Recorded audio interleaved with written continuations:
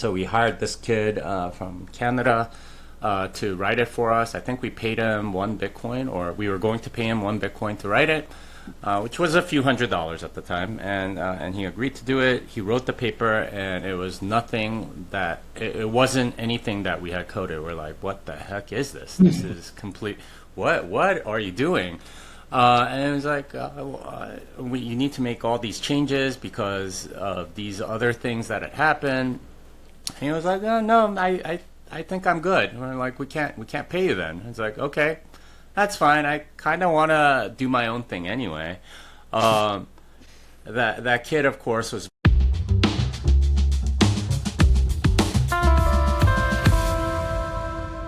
Yo guys, what's up? Welcome back to the Orange Pill Order. I'm Thomas, and today is a big one. I mean, my guest has been writing code since 1998. I mean, that was 10 years before I was even born, and that's probably before some of your parents even met. He found Bitcoin in 2011, and he's been contributing to it since 2013, which is actually like insane to me. I mean, most people haven't discovered Bitcoin now, and even 2020, but to be actually contributing in 2013 it's really insane to me. And since then, he's basically done everything you could possibly do in Bitcoin. I mean, he literally wrote the book on Bitcoin development, programming Bitcoin, the O'Reilly book that half the Bitcoin developers alive learn from. He's written 5 books, of course, and he hosts the Bitcoin Fixes, this podcast. And of course, you've definitely seen him because he's the man in the cowboy hat. Jimmy Song, welcome to the Orange Pill Order. It's an honor. Well, it's fun being at these things. I'm reminded every time I see you of how old I am, and thanks for reminding me of that I could be your parent or something to that effect. Yeah. Oh yeah. Well, it all works. I mean, yeah, it's great. So of course everyone knows your cowboy hat, Jimmy, but I want to start before the cowboy hat. So you were born in South Korea and then you moved to the States when you were 7. So what do you actually kind of remember about that? And what does 7-year-old you make of a kind of move like that? Yeah, I mean, it was obviously pretty shocking, getting the news from your parents that you're about to go to America, right? And growing up in South Korea, that was something that happened reasonably often to like different friends and stuff. Like, you know, their parents are moving to America, yeah. So this person is no longer around, or their parents just came back from America, so they have this cool Atari video game system that you can play arcade games at home for free and stuff like that. So that's it was obviously pretty shocking. It was especially difficult because I didn't know any English, right? So I moved to the U.S. I didn't know any English. I mean, my parents had given me like a couple of English lessons, but of course, like I didn't remember that much of it.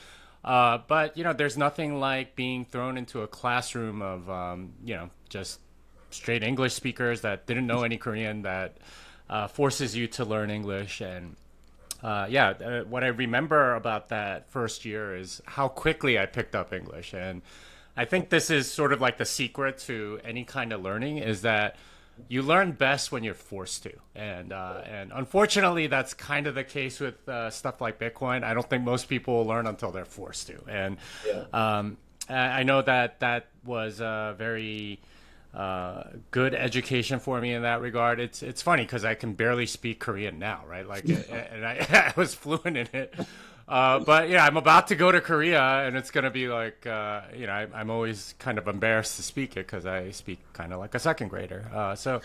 It's that's what I remember. Other things, I tell people about how sort of backwards Korea was at the time I came. That was 1985. And I remember growing up there and hearing about this thing called a banana. And I didn't know what I had heard about this mythical fruit that was supposed to be so sweet and have like the exact right texture and stuff, but I'd never eaten one. And it was something that my friends would talk about, like this mythical American fruit or something like that. But I never tried it. I did have some banana chips at one point that somebody had brought, because that actually keeps on a plane ride. But I had never tasted it, and you know, I tasted it once I got to the States. That was kind of like a crazy thing. I had never tasted pizza. That was one of the first things my dad fed me, and I thought it was gross. Right? Like it's like what is this weird combination of bread, tomato sauce, and cheese? Of course, you know, like I went back to Korea, I think in 1988, just for the summer. That was like around the Olympics in Seoul, and I remember all the rage was they had opened up a Pizza Hut, so everyone was tasting pizza for the first time. And bananas were being sold in the grocery store by then. So, like in 3 short years, the development of Korea was just incredibly fast and happened largely when I was gone. So it's yeah, that's what I remember. You know, a lot of places can change pretty fast. Yeah, definitely. I mean, definitely chucked in the deep end with that sort of language barrier, but I think yeah, learned pretty quickly. I find that with a lot of people, and yeah, like you said, people don't really learn properly until they're forced to, or as quickly. So definitely fits along with the lines of Bitcoin. So yeah.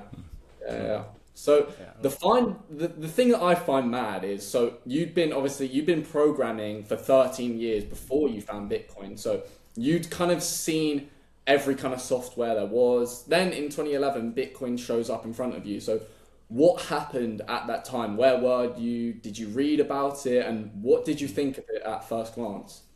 Yeah, so it was February of 2011 when I saw a story on this tech website called Slashdot, and it's a little bit like you know, Y Combinator News or whatever back then, and they were actually kind of in competition, but it's a tech geek news website, and that, if I remember correctly, was the first mention of Bitcoin on that website was February of 2011. And the reason was because of the headline. It said, Internet only currency Bitcoin reaches dollar parity. So it had just broken $1, and that was considered a big deal. And so they put it out there. I didn't know what it was. And it's actually kind of rare for me when I'm going to a techie website. If you've been on these websites for years and years, as I have, you've seen pretty much everything, right? Okay, here's a new lithography process for new chips or something like that. There's a new Linux distro, and here's a new MacBook, and here's a patent troll and stuff like that. I mean, I know all of pretty much everything, but this one was something where I just had no clue. So I started going down the rabbit hole. What does an internet-only currency even mean?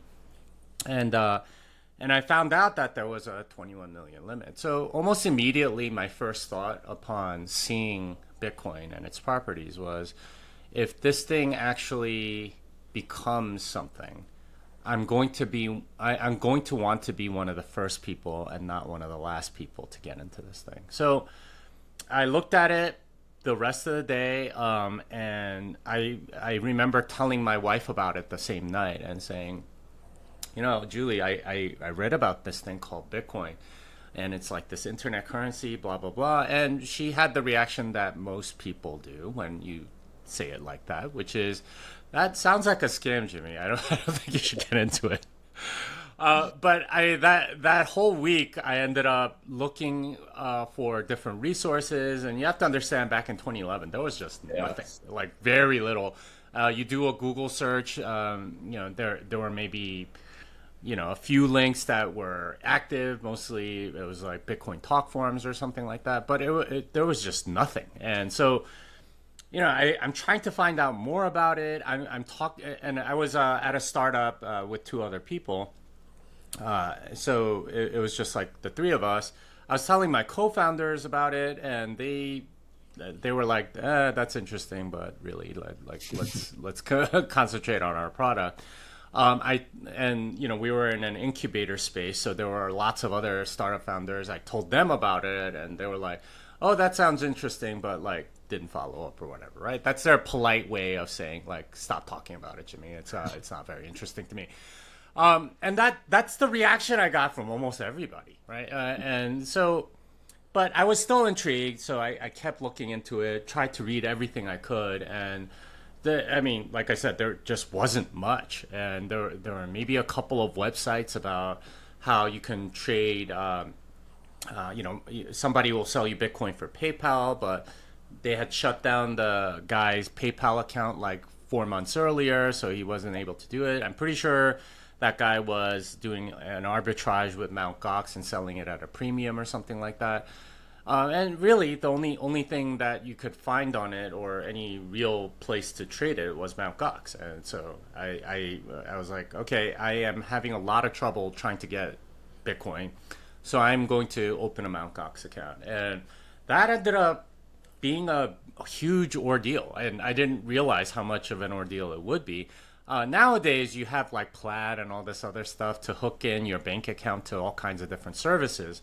Back then, you had to go through a lot of hoops, and especially because Mt. Gox was based in Japan, you had to use a dollar transmission service with the right licensing and so on with FinCEN. And there was a company called Dwala that they used for that.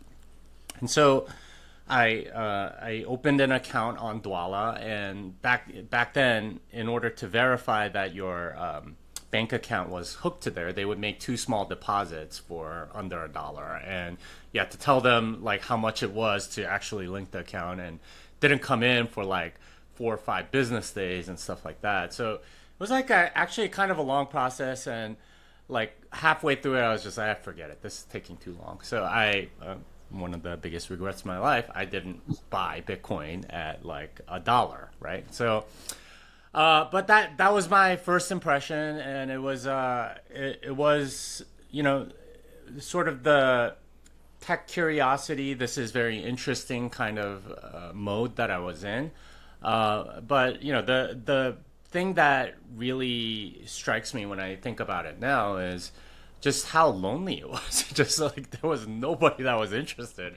Yeah. And I was in Boston at a startup incubator. Like, this should have been one of the places where a lot of people like should have been interested in something like this, but like literally nobody was. So it's a very strange time for me, and it really wasn't until a couple of years later, after I'd moved to Austin, that I started to find community. Yeah.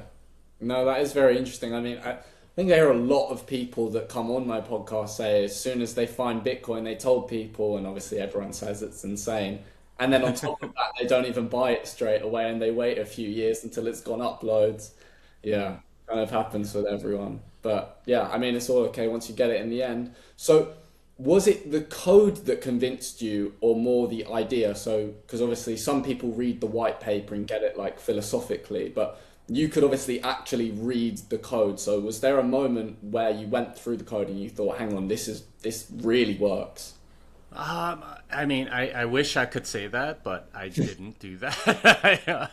I had an idea of how it could work. I have a background in math. I was a math major in college, and I understood public key cryptography enough to know, okay, well, there's probably something like that involved to use something like digital signatures to prove that you can spend it or something like that. So I had a rough idea.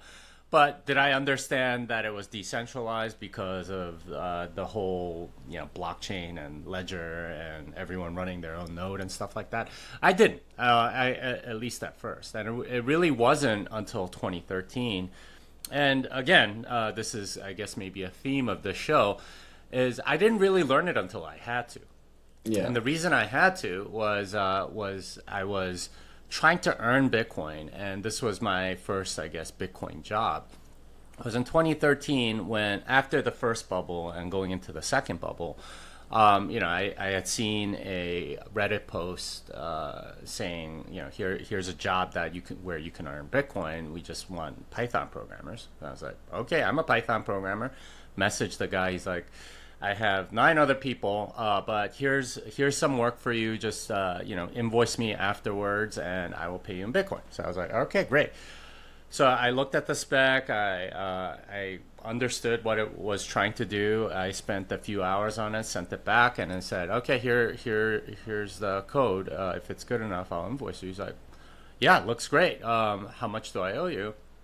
And that was kind of like a big flashbulb moment for me when I gave him a Bitcoin address. And by then I was self-custody in a wallet called Armory. And he gave me, and he was like, "Here's my address." And then 15 minutes later, there's there's some Bitcoin in my wallet. And I was just like, and he had told me that he was a developer out of Europe. It turned out he was based in Ukraine, and and here I am sitting in Austin, Texas, and I am getting paid like minutes after I finish something. And that was just kind of really mind blowing to me. But that project was a Bitcoin, what you would call a color coins wallet. There's a lot of color coins protocols and have been for a while. But that's where I learned a lot of the Bitcoin code, right? Or how things work, or what a transaction ID is, and how inputs work, and even some of the elliptic curve cryptography and stuff like that. Was having to write essentially help write a wallet around color coins, and okay, here's what these inputs are and these outputs are. Here's how you debug certain things. Here's how you figure out how to get a signature and all that stuff. It was more because I was forced than because I was curious. And I didn't actually read the white paper, I think, until 2015 or something. I was more just like, okay, well, here, like, I understood enough of the properties to know, okay, yeah, this is a good thing. But the actual white paper and reading through it and saying, oh, okay, that's what he was thinking or whatever, I like, that wasn't something I got into until later. Yeah, I mean, yeah, that is very interesting. And how you were saying with Reddit, you picking up jobs from Reddit, it's almost like an old version of BitTasker, if you know that app. Yeah, yeah. I mean, I think the idea came from that forum. 2013, Reddit was where all of the action was with regard to Bitcoin dialogue and stuff like that. Before that, it was Bitcoin Talk. But on the Reddit forums, it was just growing so quickly. There were like thousands and thousands of people every day, and then somebody was just like, "Hey, how about like a forum for jobs or whatever?" And so they made like a subreddit, jobs for Bitcoin, I think it was, and it might still even exist. And most people just posted, "I will proofread your resume for this much Bitcoin" or something like that, which of course no one's going to take them up on. But like people posting actual jobs, they were getting a lot more inbound, and I was one of them. But yeah, I ended up like working on that stuff for a few months there, and random story. I was we worked on that Color Coins wallet client. Got a lot of that stuff working, and we were finally happy with the state that it was at, and we needed somebody to write a white paper or a description of what we had done. So we hired this kid from Canada to write it for us. I think we paid him 1 Bitcoin, or we were going to pay him 1 Bitcoin to write it, which was a few $100s at the time, and he agreed to do it. He wrote the paper, and it was nothing that it wasn't anything that we had coded. We're like, what the heck is this? This is complete. What are you doing? And it was like, you need to make all these changes because of these other things that had happened. And he was like, no, I think I'm good. And we're like, we can't pay you then. It's like, okay, that's fine. I kind of want to do my own thing anyway. That kid, of course, was Vitalik Buterin, and the coin that he was going to make was Ethereum, which he launched about 2-3 months later. So, yeah, that's sort of like the story. The story of how this kid that everyone thinks is a genius is actually just somebody that can't follow instructions. Yeah. Wow, that is the last person I would have thought. Yeah, yeah, what a great No, story. he made Ethereum because he didn't think he wanted color coins to be this like launch platform for new tokens and stuff. And I was like, no, it's supposed to be something for like existing businesses to like sell their equity or to VCs or something like that.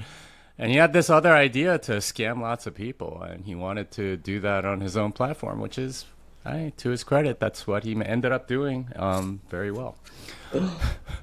Yeah, wow. Oh my God. That is crazy. That is really crazy. Yeah, Yeah. yeah. What a great story. So what happened in 2013 when you like suddenly like started contributing to open source Bitcoin projects? Like what changed you from just liking Bitcoin into like a builder? Well, first of all, like I've done a lot of startups and I've had a lot of jobs. And this is something that you have to understand about yourself. I would get, and you can ask my wife this, I would get bored at a lot of my jobs. And that's just a fact. I've worked in every kind of industry imaginable, e-commerce, law, health, you know, all kinds of stuff. And the thing that my wife has always sort of observed about me is like you go in very enthusiastic, but after a couple of years you get really bored and you lose all your motivation. And the thing she observed about me with Bitcoin was, okay, you like at that point I was working at a coupon site, Retail Me Not. So they have a big presence here in Austin. I was working for them. And I was working 40 hours a week during the day, and then I would work 40 hours in the evening trying to earn Bitcoin from this guy in the Ukraine. And what I realized with that was I had so much more motivation doing Bitcoin. This was something I was just so much more passionate about. Well, there And you I go. realized I needed to get into this industry and do something with it, just because it was so clearly a much better fit for who I was, what I was interested in, and it's I mean. I think I counted the number of startups that I had done before Bitcoin. I think it was something like 15 in 13 years or something like that. I mean, I've been around the block, and it's not like I had flamed out of all those or whatever. I had actually had two public exits and two different companies where, the company went public, whatever. But it's that wasn't that was just like a part of it. The passion and the hours that I was spending on it was just really obvious that I needed to get into this industry. I did, and I did like three more startups essentially in the Bitcoin space before going off on my own. But that was kind of when I realized, like, spending 40 hours at home on my own, maybe part of it was getting directly paid for the work instead of getting paid a salary, which has different incentive structures where you're not necessarily motivated to go do everything you can. But yeah, I mean that was for me sort of like a light bulb moment. Like, oh yeah, you're right. I do get bored of this stuff, and I I'm not your typical sort of like office drone, or if I do, I become miserable or bored or both. Well, that's got to say something. If a guy who can't doesn't like all of his startups can stick to Bitcoin for so many years, I mean, that's got to prove something. Yeah, and a lot of my friends have sort of noted the same thing. Yeah, I have college friends that I'll meet up with every once in a while. One of them mentioned to me once I got into Bitcoin was, "But Jim, like I've seen you at all these other startups. You don't talk about those things like you do Bitcoin. Yeah. Like just the way you light up and the way you speak about it, the amount of passion you have for it. It's just not the same thing. And it's very clear that this is kind of where you're meant to be." And I was like, "Yeah, you're right. You're right. I mean, I had ambitions in other places, but it just didn't match necessarily what I wanted to do, what my skills were, particularly like politically and stuff." And this is something that you learn if you're in sort of like a corporate environment, is that it's not always the most meritorious that make it. it's the people that know how to play the political game well. And I don't know, that just wasn't something I was necessarily good at. And it was, yeah, going into Bitcoin, doing stuff on my own, freely speaking my mind, that seemed much more the path for me.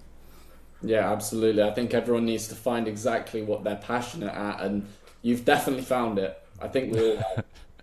Yeah.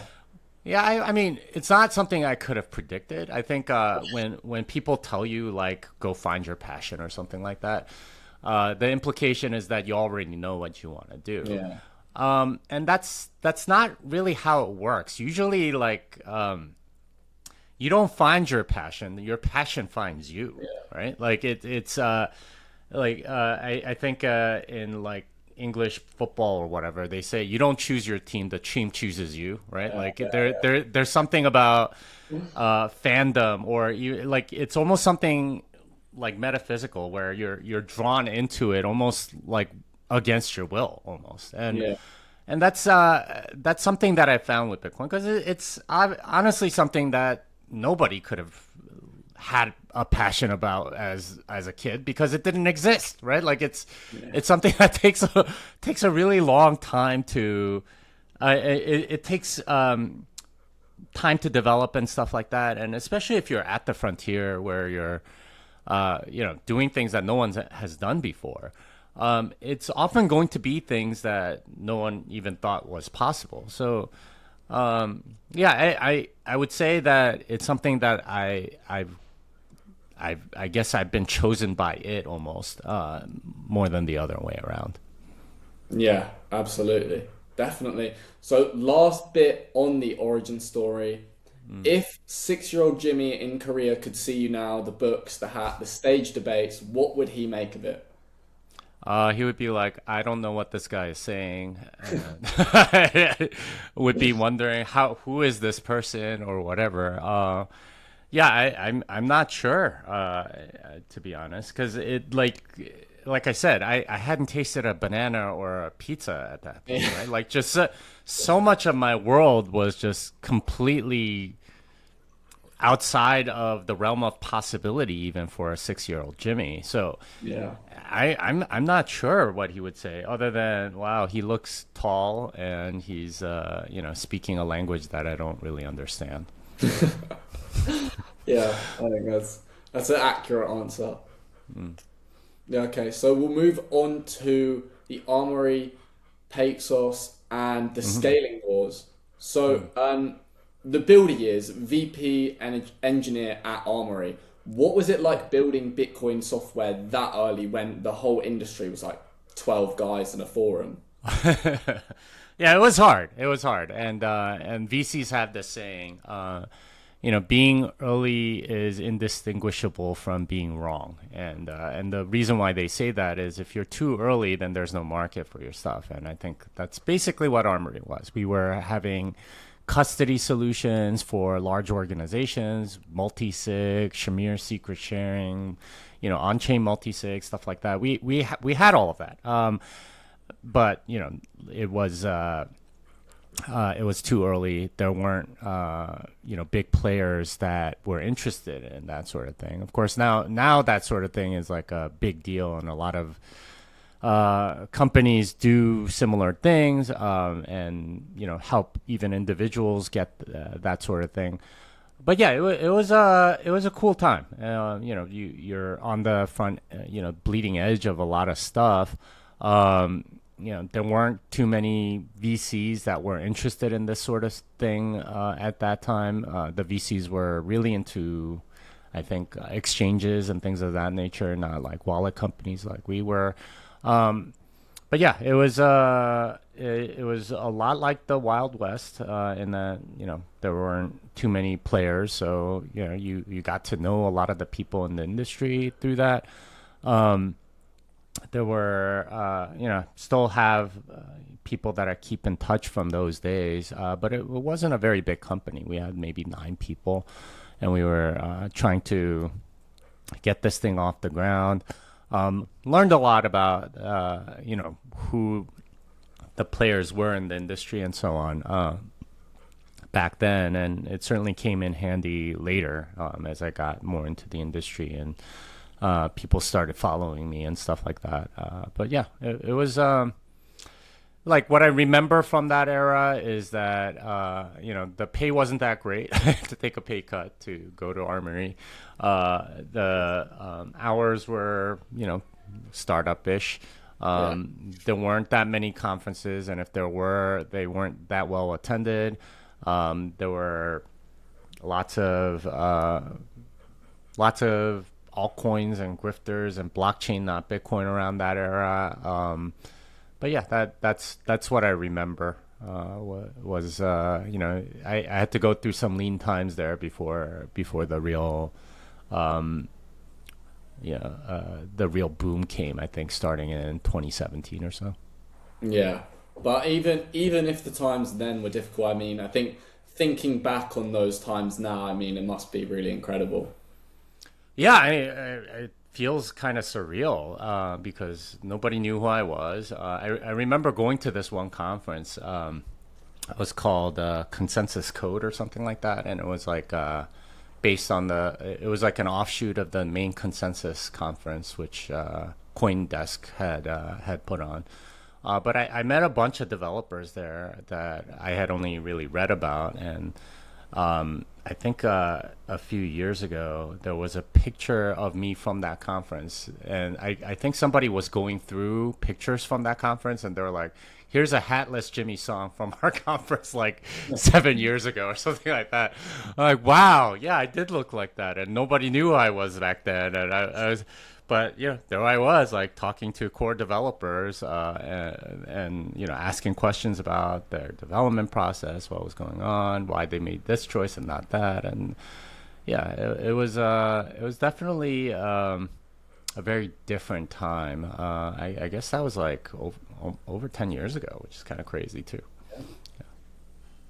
Yeah, it does sound like a great time, but then you moved on so that at Paxos as the principal architect and the stint as the venture partner at Blockchain Capital. So you've seen the corporate side and the VC side of the industry from the inside. So what did those years teach you about what companies actually want from Bitcoin versus what Bitcoin actually is? Yeah, I think in many ways both those places showed me that they were, I don't know, chasing fashion or something to that degree. So back then, the big narrative, at least in 2015, 2016, was blockchain, not Bitcoin, right? It was, blockchain's going to change the world. Don Tapscott had written his book about that, and it was pretty popular or whatever. Now, nobody even thinks about that. But it's like, those are all lies, and none of that came through. But that was very much sort of like the water that everyone was swimming in, and that's what those are the kinds of things that people are looking for. And I think Bitcoin, the reason why Bitcoin succeeds is that it doesn't follow fashion, whereas every altcoin is constantly chasing that stuff. What's the latest narrative? Let's go and do that, and even if it doesn't make sense or whatever, and that's what had happened, and seeing it from the corporate and VC side, the VC side sort of like it taught me a bunch of stuff about how VCs work. The narrative is that venture capital is constantly looking for the best ideas, and that they'll fund them, and they're sort of like the engine of capital for good ideas and so on. That is not how it works at all. I found out that for the most part, what VCs want to do is get in on the deals that everyone else is already in. So they want to get into something hot. And I like during my time at Blockchain Capital, I think I sent them like 30 different companies that asked for intros. And it's like, hey, like you guys should look at this. And the first thing that I think they would do is anybody leading this? Can like, is anyone else in it, or do we have to lead or whatever? They weren't even interested in meeting with a lot of these people because it was like, well, like I don't know any of my friends that are into it already. So they're fast followers more than they are leaders of anything, and that's what I found. And that disillusioned me quite a bit about venture capital and how that works, because it isn't about merit at all, but where the money is flowing, and they want to go to where the money is flowing. And in many ways, they think they're kingmakers on certain industries. If we have sort of like the thing that will tilt the scales in any particular company's favor, and that makes us the kingmakers of this industry. And that's they're kind of right in that this is how fiat money works. But for Bitcoin, it's obviously very different. And a lot of these companies and VCs and so on, they're really just being middlemen to Bitcoin. I think it's meant to be sort of like a peer-to-peer currency where you can, go get some from other peers, and if anyone's getting in the middle, they're making money somehow. They don't do things for free, and in a way, they're taking some of the value that should be accruing to you. In some way, shape, or form. And, the latest sort of version of that are like treasury companies and whatnot who are taking management fees or whatever. But that's ultimately what this whole corporate and VC structure is all about, is they're trying to capture value in some way that ultimately belongs to the user. Yeah, I think it's all just profit chasing really for a lot of the businesses. So, yeah, Well, I don't think profit is necessarily bad, right? Like if you're yeah, of providing course. value to other people, what really rankles me is when they're not adding much value, but they're still charging a significant amount. This Yeah. like if you remember what happened with GBTC and like the net asset value of that versus the stock price and so on, like they captured a huge spread, and it ended up actually hurting the industry quite a bit, with all of the stupidity that went on around it. So, yeah, there are lots of people trying to get into the middle of transactions, and if you've read any of my books, I call that rent seeking, right? Like getting in the middle of transactions where you're not actually providing value and sort of collecting rents for that channel. That's essentially what a lot of companies and VCs are looking for is are companies that do that the best. And for me, that's very fiat. It's not actually adding value. I'd rather there be more inventions and things that add value rather than financial engineering to get in the middle of some small transaction and collecting rents on it. I definitely agree. It's unnecessary, but I mean, it's just the way some of them go. Now, going on to the scaling wars. So in 2017, the SegWit 2x. So for my listeners who were probably in primary school, big companies, miners basically agreed amongst themselves to change Bitcoin's rules, and the users said no, and the users won. So pretty good. And you were, of course, right in the middle of that. So could you tell us the story like we were there? Yeah, it was um it all started with a block size increase. That was something that some people had wanted, and because the fees on Bitcoin were starting to be greater than zero. So hard to believe, but at one point you could get in transactions for free pretty much as long as your UTXOs were old enough, and like basically have free transactions all the time. And a lot of people kind of got used to that. And as block space started filling up, there were moments here and there where you had to pay to get your transactions through, and that was a little bit of a shock to some people, particularly businesses that were relying on that as a part of their business model. If they suddenly had to have a budget for fees on the Bitcoin blockchain that they had to pay, they were like, "Oh, this sucks," right? Like, and it's a cost where I thought it was going to be free, and so on. So, in many ways, a block size increase would have been great for them because then you would have continued to have essentially free transactions. but also not have to change anything, right? Because the same transactions would go through. So Bitcoin developers came up with something called SegWit, and it was mostly a malleability fix. And this is something that goes back to sort of the Mt. Gox collapse. One of the things that that Mark Karpelès claimed during the whole shenanigans was, the reason why he was going bankrupt was because he was sending withdrawals to a particular address, and it would have a particular transaction ID when he sent them.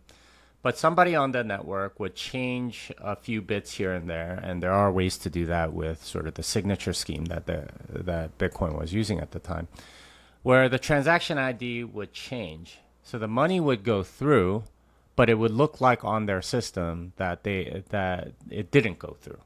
So then they would send it out again, and you can clearly see if you didn't have controls on that stuff that you can easily drain it of a lot of money.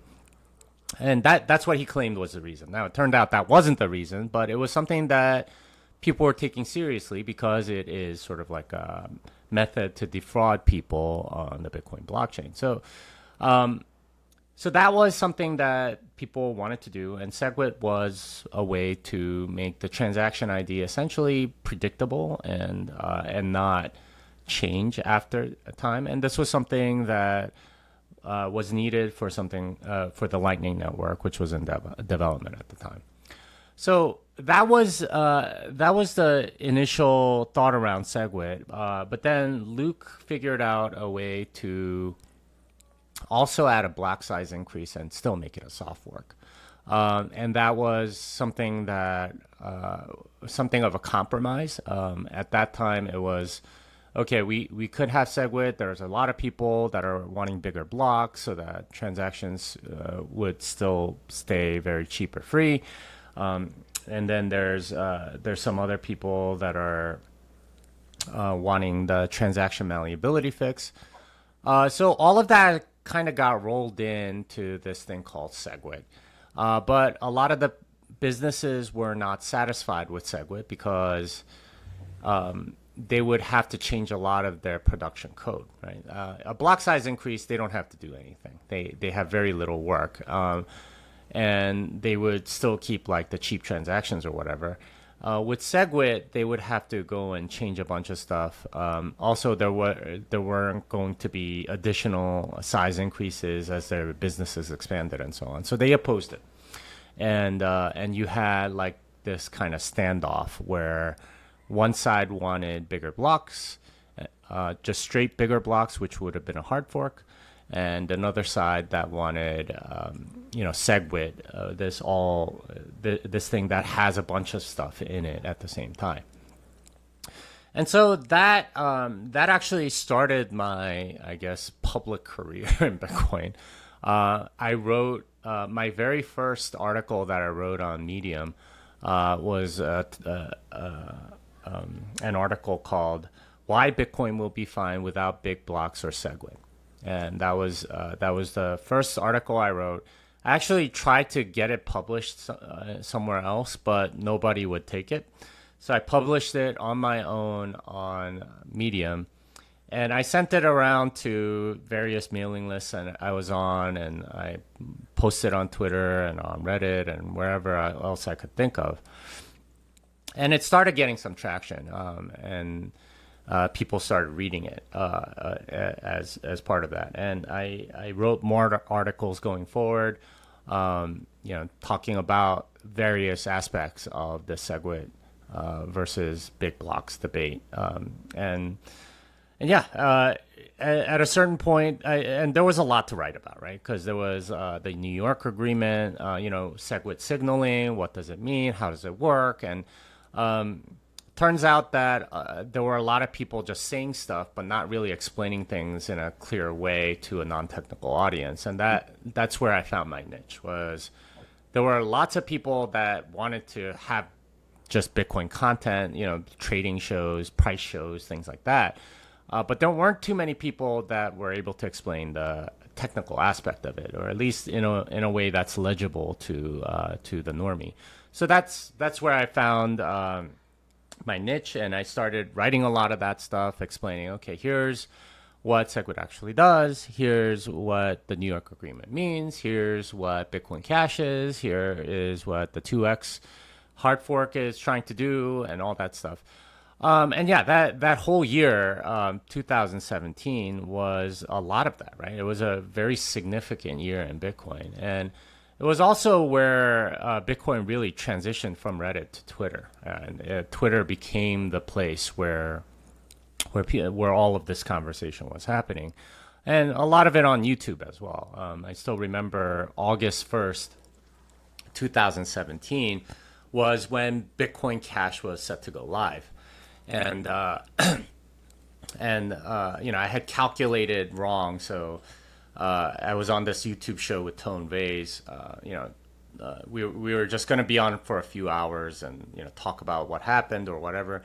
That stream ended up going like 8 hours, and we had the most views of any show any live thing ever. And some people told us like we were going head to head against like a NASA satellite or something as like the biggest like live event on YouTube on that day. But yeah, we had like a whole bunch of guests. We were talking about what was actually happening. It was really kind of going on like as we were looking at it, and we found out, for example, that they had like a difficulty adjustment problem because there weren't enough people mining on Bitcoin Cash and so on. But yeah, it ended up being hugely successful. And I think since then, pretty much everyone has done like some sort of 12-hour live stream around big events around Bitcoin. That wasn't really a thing back then, right? Yeah. And that was something that I never thought would happen either. Yeah. So, and conferences started becoming a much bigger thing, and a lot more people attending them and so on that year. Obviously, like all the drama actually ended up being very good for Bitcoin. It went from something like 2,300 on August 1st to like 19,000 by December, and that was a big price rise that year. It was so a lot of YouTube shows, a lot of articles, a lot of conferences. Those were some of the first speaking gigs I had. A lot. I think I started my YouTube channel back then. I got my contract for the O'Reilly book back then. I quit my job at Paxos, and I started teaching the programming Bitcoin class. So all that happened that year. It was a pretty eventful year for me, I think, for a lot of people in Bitcoin as well. Yeah, very busy year for Bitcoin. Probably one of the busiest. But what is the single best lesson you got from SegWit that every new Bitcoiner needs to carry forward? Because I've got a feeling it's going to become relevant again, and we're getting to that in a bit. Yeah, so the big lesson for me was that the concerns you have before and the concerns you have after are completely different, right? Nobody really understands what's going to happen in the future, and that was a big lesson for me, because for months and months up until the Bitcoin Cash split, it was people are going to get confused. It's going to be terrible for the network, and some people are not going to know what's the real Bitcoin, and they won't understand anything. And it actually, like, none of that came to pass, right? People clearly understood which one was which, because they can look at the price as easily as any of us. And it turned out like the whole forking stuff ended up being much more like airdrops, or feeling more like airdrops. And that's not something that anyone really predicted. It was just sort of like, oh, okay, we can, it is kind of like an airdrop. I'm getting kind of free money because of all these people that believe on the other side or whatever. So the predictability is something that people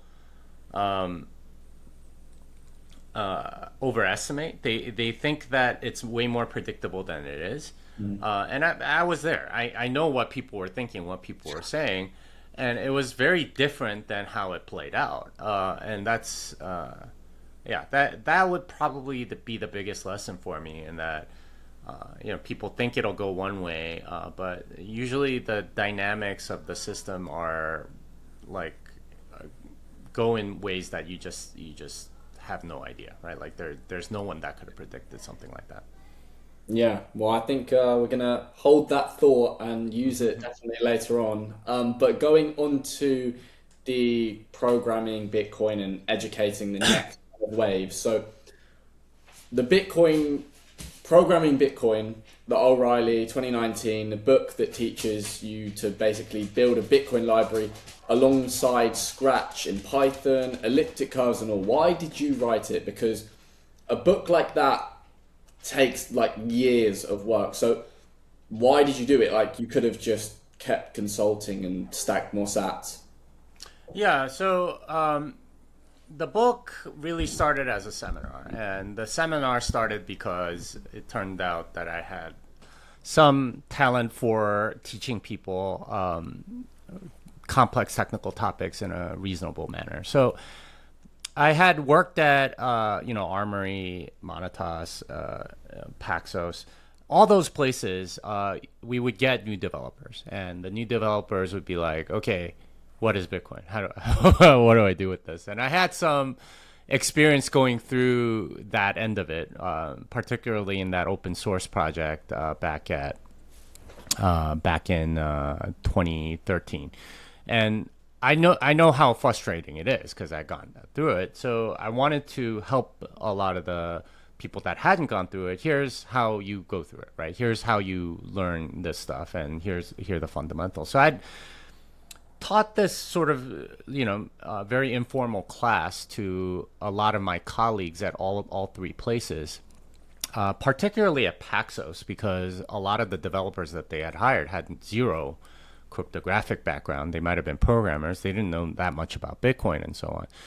And I ended up teaching this class 3 different times at Paxos. Every time they'd have a new cohort of developers, it was, "Hey, Jimmy, can you go teach them how to do this stuff?" So I was like, okay, great. And at a certain point, as I started to get a little more famous in the Bitcoin space, this was a question that I would encounter by a lot of people. "Hey, how do I get into Bitcoin development?" I was like, "Well, learn the Bitcoin protocol and all that." It's like, well, how do I learn that? Because I read Mastering Bitcoin, but it just tells you like command line arguments on how to, interact with your Bitcoin node and not actually the innards. So I was like, oh, okay, well, here, let me show you, or like I could describe it to you, but like I'm gonna have to take some time. So several people approached me and asked me for some sort of class, and just quick tip, if people ask you to do stuff and they're willing to pay money for it, generally a very, very good idea to do some of that as a business, right? So I had my first class here in Austin, and I think it was September of 2017, or August or September of 2017. And that was the first class I gave. And back then, I think I charged 0.25 Bitcoin per person, which is a tremendous amount of money now. But back then, it was only like, it really wasn't that much, right? So I did that, and I got really good feedback. I worked on it some more because I was motivated by money. There were more people that wanted to sign up. So I ended up, I ended up teaching lots and lots of people through this class, and I swear I have former students in almost every major Bitcoin company that you can think of around the world. Because I taught this not just in the U.S. I taught it in Asia. I taught it in Europe. I taught it in South America. I taught it in Australia. Right? I taught it all over the place, and I had a lot of students, and it was very much a capitalistic endeavor. Because I got paid for it. But to get back to the book, I had this material already. and I thought that this would make a good book. And ultimately, I wanted more Bitcoin developers. So that was why I was doing it. So I approached O'Reilly about doing this, and they were very receptive and told me, okay, here, give us a proposal. And I gave them the outline for the class that I was already teaching, and they were like, yeah, that sounds great. Let's do it. Gave me a contract, signed the contract, and then I got to work doing it. And it took me about a year and a half to write, I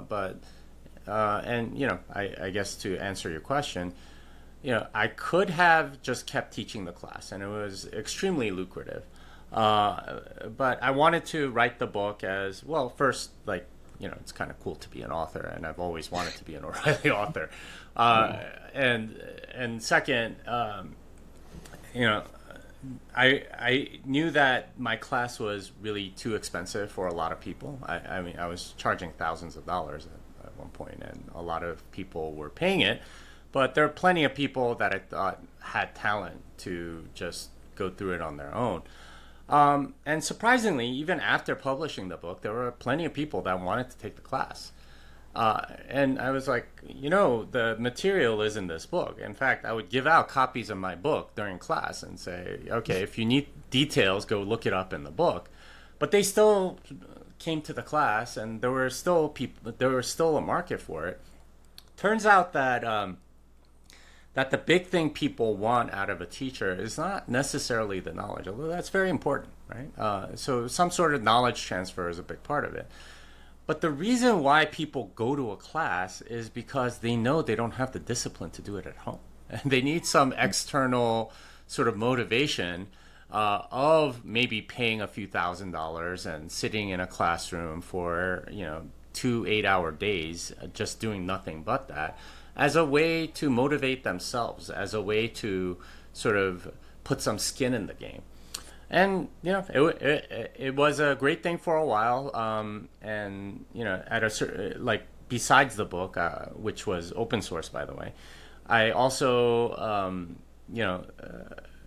open sourced the class essentially, and they recorded me doing it, and I think Plan B has all of the videos of all the lectures from those classes. So anyone that wants to can learn all of this for free. You can just, it's all online at this point. But as we've learned in this age of abundant information through the internet, it's not the information that's scarce. It turns out that it's motivation, it's the willingness to learn, it's the curiosity that's actually much scarcer, and that's what I found with this whole thing. Yeah, definitely. I definitely know all about the kind of people needing to go into school or having a real life teacher to be motivated. But a serious question about education. Obviously, you teach from first principles, like build it yourself, verify yourself, don't trust, verify. My school taught me basically the opposite of that. So it's kind of memorize this, trust the textbook, even if you believe the opposite, just write down what it says, don't ask why. So is Bitcoin fixing something that's very broken in education generally? I wouldn't say it's Bitcoin per se that's fixing it. It's just that it's more that fiat ruined it. So the first real school was, back in the School of Athens, right? And we call that whole thing the Socratic method, right? Where you're asking questions and trying to figure out what's right. And that's very much a first principles based teaching. That's how you're supposed to do things. But that doesn't scale very well because you need very good teachers. You need people that understand how to get pupils to reason, and they might go down weird rabbit holes, and you have to be sort of keeping up with them and so on. Under fiat money, I think what you get is scaled education, and it's almost always around the test of some kind. And so that means you're teaching to the test. It doesn't matter how they arrive at the answer, it's just that they get the right answer. Yeah. Which, of course, is the exact wrong model of education. The thing that education should teach you is how to think about something and not just the right answers to the test. But that's essentially what it becomes when you try to scale it up too much and try to give everyone universal education and so on. So they think they know how to think. A lot of people think that they know how to think when really they just know the right answers, and that's a fiat scaled up phenomenon. Now, there are places where you do get much more of the Socratic method. In fact, a lot of private schools, that's one of the things that they pride themselves on is we teach them how to think. And they better, and we make sure that they're asking the right questions in class, and that they're looking at source documents and not just somebody's analysis of it and things of that nature. And I think that's valuable, I think. And if you are going to educate somebody, that's the direction that you should generally come in from, is making sure that they know how to think about something more so than that they get the right answer around something. And that the right answer is really just an indication that they understand something and not just something that you kind of memorize. So I think it's a fiat phenomenon. And I think, kind of controversial, but I don't think most people are ready to be educated in that way. It's actually very difficult to think from first principles and think in those ways. And when you scale things up to the degree that we have, you get a lot of people that can't do the things that a lot of classical thinkers and classically educated people were able to do. Even just like being able to write essays normally, like with original thought and stuff like that, instead of like regurgitating answers or whatever. It's way too many people have college degrees compared to the past because they've watered it down, and the debasement of education is just kind of inevitable as you scale on a lot of stuff. Yeah, I mean it is definitely majorly scaled up, and I think this kind of system it's more raising generations of workers rather than innovators and thinkers, which is definitely a kind of scary place to be. Yeah, that's not to say that like working is bad, but like Yeah. if you're raising up a generation of workers, there's a perfectly fine model to do that too. It's called apprenticeship, right? And it's learning by doing, and it's geared towards a particular skill so that you get better and better at that particular skill. What we have right now is sort of like this, the worst of both worlds, where you're so general, where you don't get sort of that skill in a particular, you don't get more talented in a particular skill, but it's not rigorous enough where you're able to creatively think of new things, where you're not really teaching people to make new stuff or whatever. So you're in a it's kind of common to a lot of fiat things, is that you're not really optimized for anything other than a compliant population and lazy people, basically. Yeah, definitely. You actually tweeted something that recently caught my eye. So you said that Bitcoin made you rethink what money is, and now agentic AI is making you rethink what software is. So could you unpack that? Because obviously my generation and younger generations are about to go into the world living with both of those revolutions at once.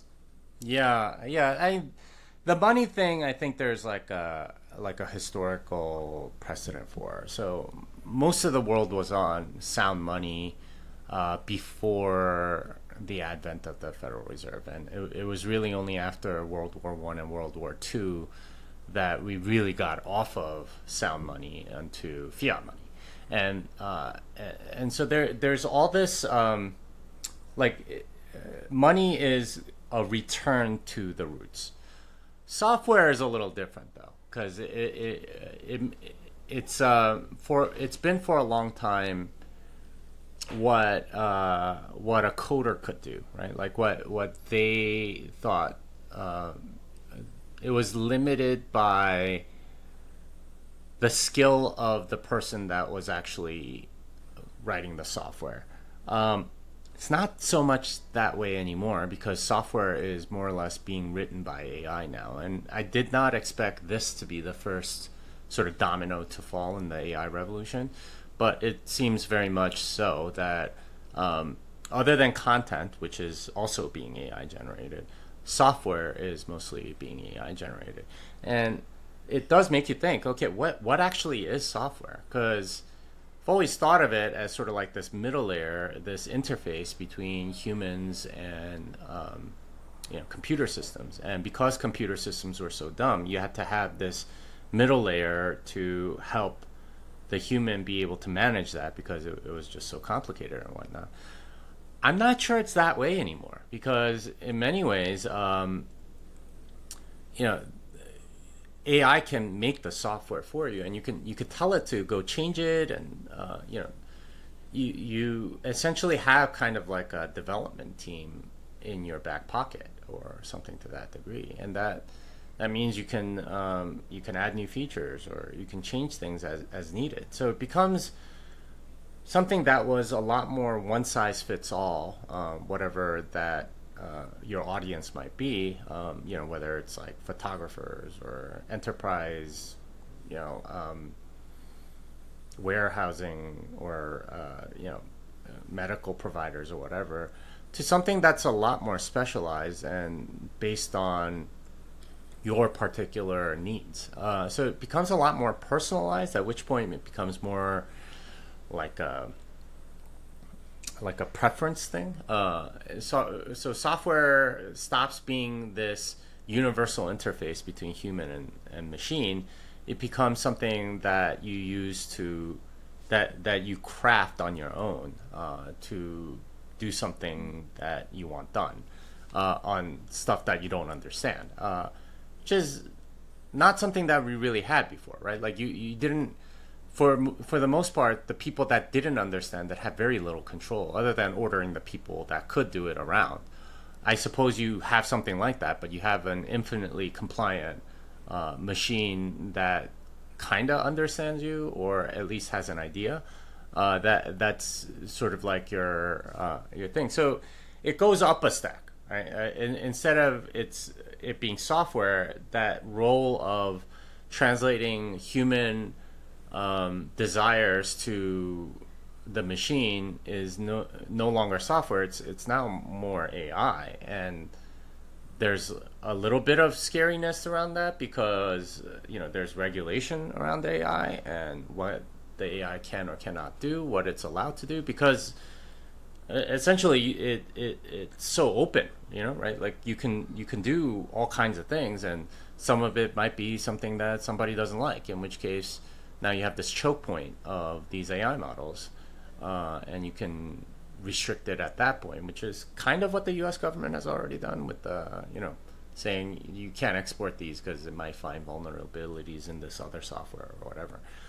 So yeah, for me, software is I don't know. It's almost like lower on the stack or closer to the machine now, because there's an abstraction of it that's way more useful, and it's a lot more closer to being human than maybe software is. So it's a very different way to think about the world and our relationship to machines. Yeah, that's very interesting. Obviously, it is a very interesting new world. I mean, how quickly AI is developing now. I mean, it's insane. Like only a few years ago, they couldn't generate anything, and now they're generating like films that I would even think are real. Well, I think the bigger one that's coming is robots, right? Yeah. And I don't know if you've tried like the Tesla full self driving, but I'm convinced that this is our first real robot. And if you haven't tried full self driving on a Tesla, it is like magical. You enter an address and you just press go, and it drives you there, parks there, does like you don't have to pay attention much at all, and it's our first robot. It has its own way of understanding the world using like cameras and whatever, and avoids all the bad stuff and does what you want it to, and obviously powered by AI. But this is where I think Elon Musk's vision of the future is that this is the first robot. There are going to be other robots, and they're all going to bring the power of all of this stuff closer to humans that aren't as technical. Because for a long time, I think you had to have a certain level of technical ability to control this stuff. But that cost is getting lower and lower with AI and so on. Obviously, he's making his like Optimus robots, and one of the interesting things I found out about his AI use is that they're all training on the same thing. The full self-driving cars and the robots are training on the same AI. And the reason is because for a car to self-drive, it needs to understand what it is seeing. So when it sees a road and can identify various things, there's a car, there's a tree, there's a stop sign, there's a divider or whatever, it needs to understand the scene to be able to act on it and like sort of have some understanding of what would be a reasonable thing to do. That's exactly what a robot needs to be doing. And whether it takes a humanoid form or a car form or something else, that's where the big transition I think is happening. Is that all of this technology becomes more controllable by the human, but it at least right now, it requires a central authority that has that compute power. Now, I'm hoping that there will be more open source versions or self-sovereign versions of all this stuff. Like it still kind of creeps me out that all the data from my Tesla full self-driving goes straight to Tesla, and they can like kind of override it or whatever. I want my own chip. I want control of my own car, and I still want it to do full self-driving, but I want control of it and not some corporation that can be taken over by the government or be hacked by Russia or whatever. I would rather have my own. And this is, I think, the big fight coming up is that there's going to be self-sovereign versions of everything. Starting with the money, obviously, but also, AI chips, right? Having your AI that doesn't go upload everything to the cloud, having your own robots that don't take commands from some central place, having your own, cell phones and other pieces of technology, because there's a centralized path which makes us very vulnerable to surveillance and so on. And there's a decentralized path which gives us more power. And I think if you're, like for personal freedom, for self-sovereignty and so on, that second path is what we need to be fighting for. And that's going to be the big battle going forward, because it's going to be just so convenient to leave it up to Tesla or OpenAI or Anthropic or whatever, whoever emerges from this thing with all your stuff. But that is not just creepy, but it's giving up a lot of your own self sovereignty, and that's where I see the big battles going. Yeah, absolutely. I think a lot of the kind of potential of control that's being put over people is advertised as convenience, like especially like digital ID, for example. And yeah, it's just all about being very wary of what has your information and what can physically stop you from doing stuff. Yeah, Yeah. yeah.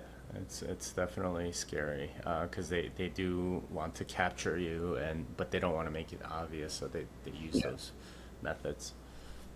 Yeah, absolutely. Okay, going on to your books now. 5 books, Jimmy, but the one whose title that does the most work is Fiat Ruins Everything. So obviously, that is a big claim. Not Fiat is suboptimal. Fiat has some issues. Everything. So make the case for us. How does easy money ruin things that seem to have nothing to do with money? Yeah, there's that's a very loaded and big question to answer in sort of like a quippy way. But I would say that the main thing that fiat money does is essentially eliminates opportunity costs for certain things, right? So one of the things I point out in the book was Standard Oil before 1900. 1 year gave out dividends, not like price appreciation or anything. Dividends. This is just something that you get for owning the stock of 33%. You got 33% on the money on the stock that you held in Standard Oil, just because you held that stock for that year. 33% in a single year. And now that was an extraordinary year, but most other years they gave out 10, 12, 15%, which is mind blowing, right? Like there's not a financial advisor anywhere around the world that would not die for something like that. What happened, right? What happened? Why did they have to pay that much out? It's because the money was scarce. And what did that mean? That meant that only the best things got funding. Only the best ideas got funding.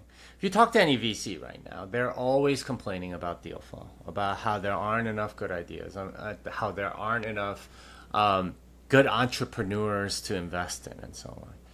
And the reason for that is because the money is abundant. There are lots of VCs because there's a lot of money. And that money can come into existence at the drop of a hat. And if you understand how VCs work, what they do is when they need when they have a company that they want to invest in, they do something called a capital call. So when you invest in a VC fund, you don't give them the money right away. You wait for a capital call. They say, okay, well, we need this much money from you given how much of the VC firm stake you have. And you have to give them that money at that point. And the reason why they do it that way is because they want to be as close to the point when they need the money, when they're about to deploy the money, to ask for it. And when they do a capital call, what every LP does, this is what a limited partner is in a venture firm, is they go out and get that money. And vast majority of the time, it's not coming from their bank account, from their savings. It comes from loans. They have some asset, maybe stock that's appreciated, so they borrow against their stock, and then they give it to the VC firm. Now, what does this do? From a very practical standpoint, this means that they didn't have to sell the asset that they already had that's appreciating. Yeah. They got a loan. Where did that loan come from? It came from nothing. There's nobody depositing money into that bank account that they're taking from. It gets printed out of thin air. And so all of these investments that go into the economy, everything is supercharged by this infinite money. And this is as true of Anthropic, right, which raised a whole bunch of money, as it does for the small, McDonald's small business loan that that's opening around the corner, and that comes from the federal government, but it also is printed out of nothing. So every opportunity essentially gets funding. Now that sounds really good in some ways, right? Because there's a gluttony, or there's so many great ideas and they're all getting funding or whatever, except they're not great ideas. A lot of them are terrible ideas. And that causes malinvestment, and that's money that gets wasted, that effort that gets wasted, capital that gets wasted. And instead of going to the best opportunities like it did under the gold standard with a company like Standard Oil, it goes into all kinds of bad ideas. And ultimately, that's what fiat money has done, is that it funds a lot of bad ideas in every sphere. And that's unfortunately caused all kinds of problems in all kinds of different things. And you can read about how it affects every facet of life in the book. But the opportunity costs less money essentially makes it so that everybody can have everything, or it seems like that. But what it really does is it debases everything else. And makes everything lower quality. And that's why I say fiat ruins everything.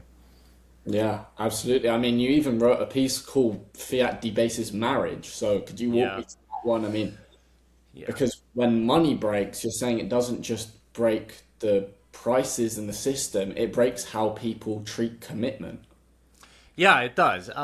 So traditionally, your safety net for everything was your family or your community, right? And this is why, at least in Christianity, you're told to look after widows and orphans because they didn't have anybody. But your social security was your children. You didn't save up for retirement or anything like that.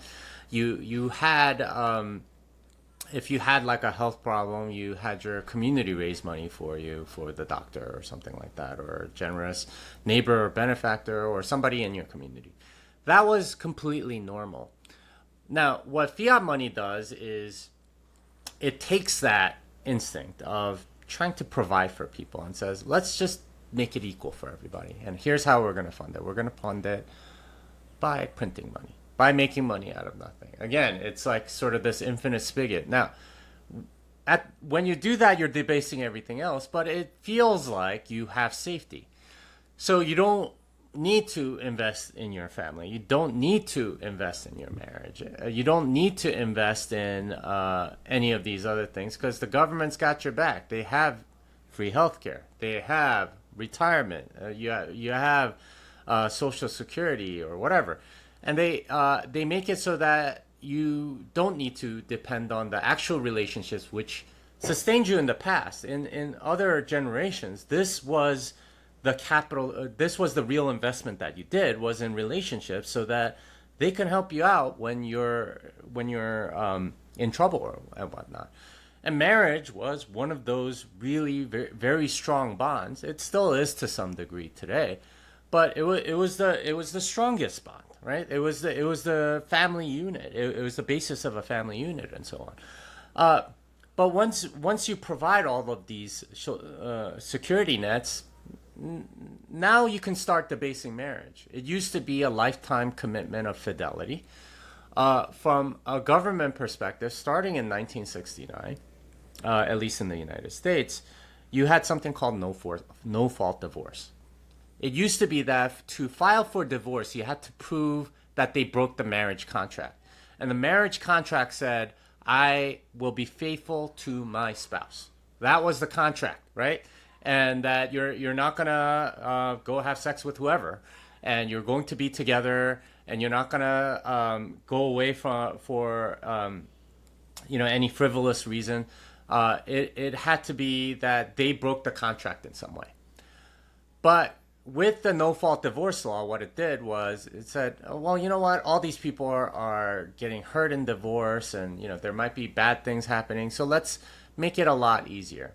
So they standardized the marriage contract to mean something that most people don't mean, which is it's not about fidelity or being faithful to your partner. It's you can do whatever you want to hurt the other person emotionally or whatever, as long as the state says that you're married, it's fine. And that meant that anyone can sue for marriage at any time for any reason, instead of having a good reason. And that was something that they could do because there were all these social safety nets that existed before. Now, what that's done is and we're finding this out now, is it's reduced marriages in general. It turns out that people don't want to get into them if they're like sort of standardized, they have no rights or whatever, and there's no real upside to doing that. So as a result, you're getting less marriages, you're getting less births, you're getting less people. Actually like debasing the society underneath it because of all the safety nets that you put around using fiat money. And unfortunately, that's meant that we're going bankrupt even faster. We are already bankrupt in many ways, fiscally, but we're going even more morally bankrupt and so on. And that's where we are currently. And it's unfortunate because people in younger generations, they're getting married less and less. They're not even like meeting up in person because the safety nets have gotten so all encompassing that they feel no need to even go meet other people, right? In face to face. It's just, let's keep the safety of the screen where I don't have to, deal with social awkwardness, or and I can be as lazy as I want. And that's kind of the debasement that this all leads to. Yeah, marriage being one of them. Yeah, I think the family system as a whole has been debased from many different angles. But yeah, that's a very interesting perspective that I actually haven't heard. So thank you very much for that. Yeah, it's funny because there was a article I read actually a little while ago about how there are certain groups that pay way more in taxes, and there are other groups that receive much more in taxes. You can go look that up, but you can see that it generally benefits the people that are doing less work, and are creating less value, Yeah. and it taxes the people that are creating value and doing more work, which means that you get more of whatever you incentivize, right? Yeah, exactly that. Exactly that. Now, thank God for Bitcoin. I mean, you're obviously openly Christian and you co-wrote a whole book about faith and money. So this is a kind of an angle that nobody my age has heard. So what does faith actually say about money, and how does Bitcoin fit into that? Yeah, so the book actually doesn't mention the word Bitcoin until chapter 8. And really, it's written to a Christian audience to help orange pill them. And the approach of the book is showing how the current monetary system is corrupt and evil, and a cesspool of theft, corruption, and all kinds of other things. And how Bitcoin is the fix for all of those things. So, if you are a Christian, the thing that you need to understand first before you accept Christ is that you are a sinner, right? You need to understand the problem that Christ solves before you accept Christ, which makes sense. Same thing with Bitcoin. You need to understand the problem first before you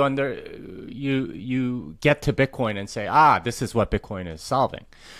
And that's the approach that we took in the book. Is we basically show from first principles, from Christian principles, that the money itself is corrupt. That that it used to be something solid, something sound, based on sound money, with gold and metals and whatnot, but that it's converted and corrupted into something called fiat money, and it was a long process, and it's done in a very clever way as to sort of hide its evil, but it is there, and it's been there for a very long time, and it is essentially a tool of theft that's utilized not just by the government or companies or whatever, but even by individuals in the debt that you can get from nothing.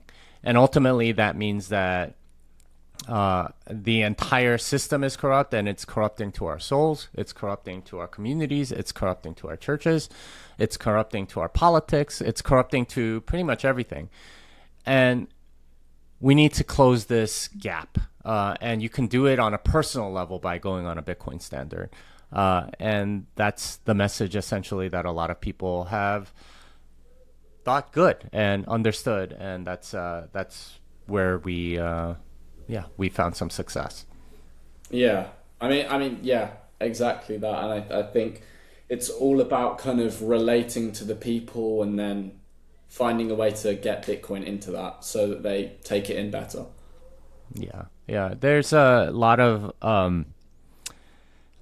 people that see the world and see that something's wrong, but can't quite put their finger on exactly what it is. And this is our way of saying, the monetary system is a lot of it.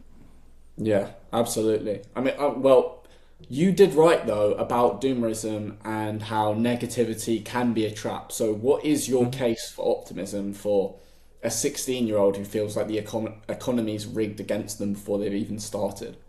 Yeah, you're not the first 16-year-old to think that, right? I'm gonna relate it to the hat that I wear. So, back in the 1800s, in the United States, this was the case for a lot of people. So, for example, a 16-year-old might then be apprenticing with a butcher. So they're cutting up meat and so on. Except if you do the math, what happens with any of these places that get crowded is that there's only so many people in the town, and there are only so many. It'll only support so many butchers in the town, and by the time you get to a certain level of apprentices and so on, what would happen is that there's nowhere for the apprentices to go. Right? They can't start their own shop because they'd be competing against all the other shops in the neighborhood. It can only support so many. In Europe, what they did was they started putting in layers after that, right? You would start as an apprentice, and then you would become a journeyman, and then they put another layer before you can sort of become a full member of the guild. And this was a way to delay them from getting their full rights. And I think a lot of young people feel that, right? It's like, oh, it used to be that after grad school, getting a PhD, you become a professor. Now it's like you have to do your 4-year postdoc. Then it was like 4-year postdoc, then you get to be a professor.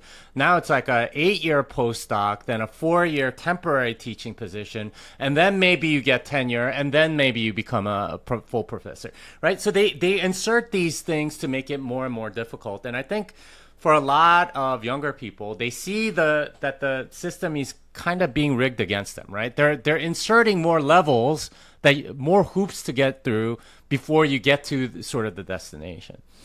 So why am I telling you this? Because this was the same problem that was happening on the East Coast of the United States, right? You would be a butcher's apprentice or whatever, and this was the solution. They said, "Go west, young man," right? That's what the hat is about, right? They said, "Go west, young man." Why do you go out west? Well, because there are no butchers. There are no lawyers. There are no, bakers or whatever out in the West. And there are frontier towns where they could desperately use these. And they're growing.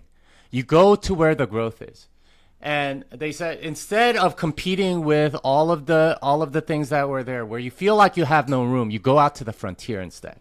And that is where your hope is. And what's better is that you get to kind of make the rules, right? Like you're blazing your own trail. You're doing your own thing. There's a story of this senator from Kentucky. His name was Henry Clay. He went into the Senate at pretty much the youngest age he could, right? And this was when Kentucky had just become a state.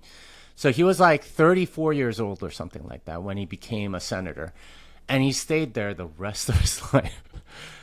Now, if you wanted to be a senator, like in the U.S. today, say in Massachusetts, I lived in Massachusetts for a long time, and there were 2 senators that were there for like 40 years each, right? This was Ted Kennedy and John Kerry, right? Everybody waiting to become a senator was blocked by these 2 guys. Right? If you're a Massachusetts politician, there's no way you could, or you could be like Henry Clay. Right? You go out west into the new frontier. Now, you can't do that in politics, but you can do that in almost any other thing. And I wear this hat because Bitcoin is that frontier. We don't have the West anymore. There's nowhere to go anymore, right? We've gone from sea to sea, except maybe Alaska. There might be an exception there. There's nowhere else to go. The frontier has been reached, right?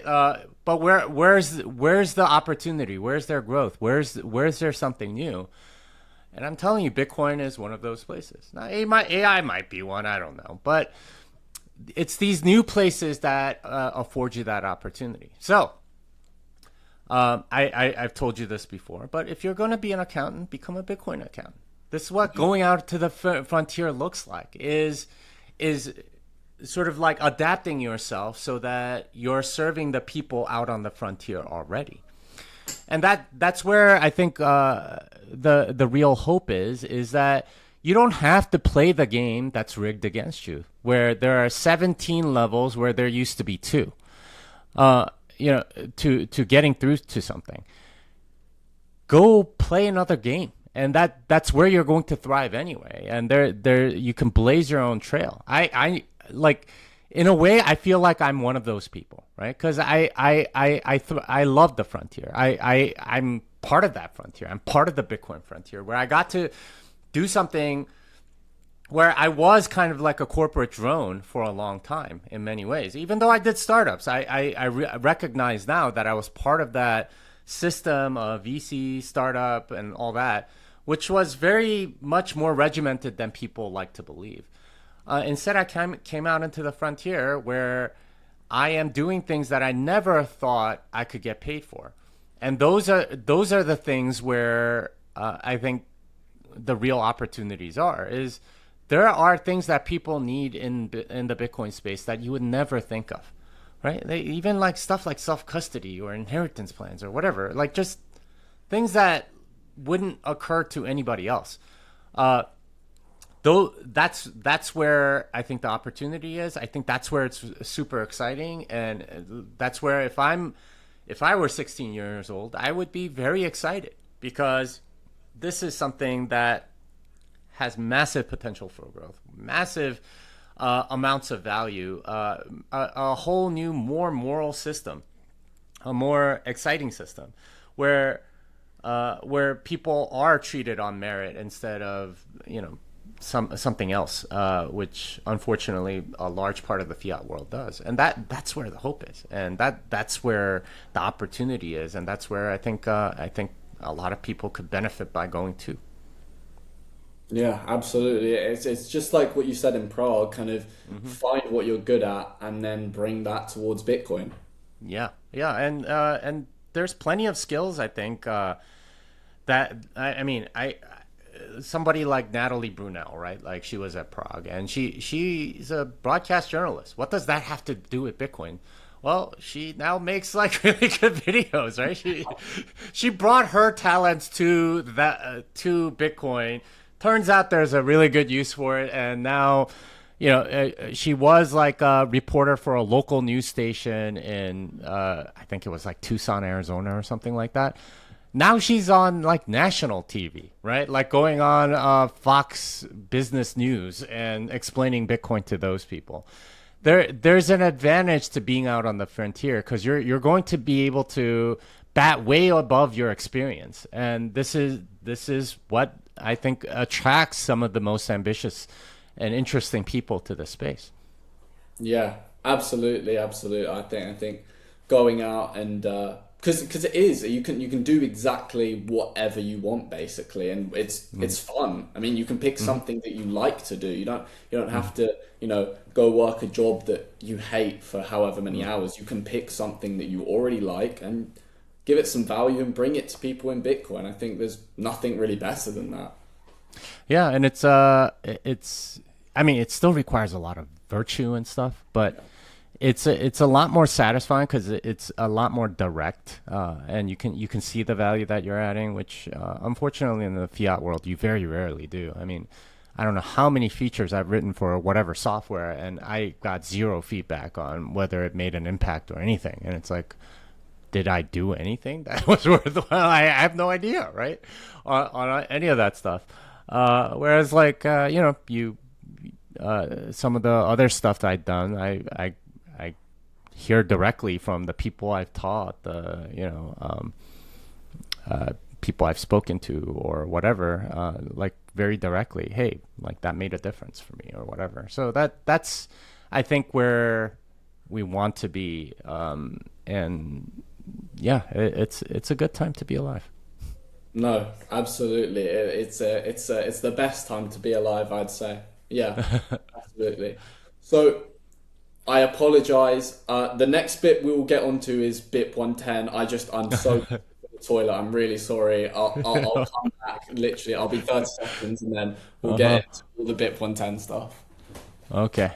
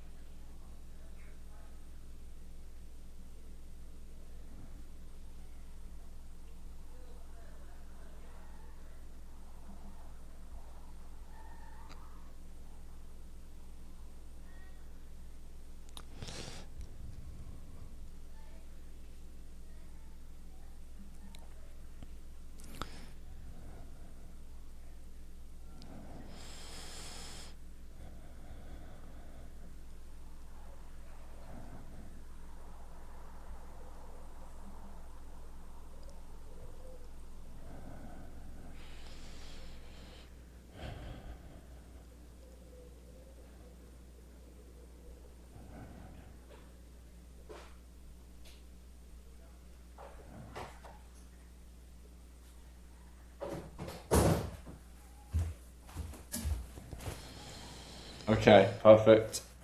All Thank you. right. Okay. Yeah, now we're gonna get into BIP 110. We're gonna get nice detail and just kind of help the people understand, because I feel like obviously it's a big concern. I think a lot more people need to know about it, and also most importantly understand it, because I think there's a large majority of the Bitcoiners who just in general don't understand about it or enough about it. So for anyone hearing about it for the first time even, what is BIP 110 and what problem is it trying to fix? Yeah, so BIP 110 is a soft fork proposal for essentially reducing spam. And this is a data reduction soft fork or something like that. That's, I think, how they put it. But there are 7 rules, and each of them is designed as a way to restrict spam. And one of the weird things about it is that it is a temporary soft fork. So this is a soft fork that spans some number of blocks. I think it's supposed to be for a year, which should be, 5,000 blocks or something like that. I forget. There's a specific number of blocks where this is live for, and during those blocks, these 6 or 7 types of transactions are not allowed to be in the Bitcoin blockchain.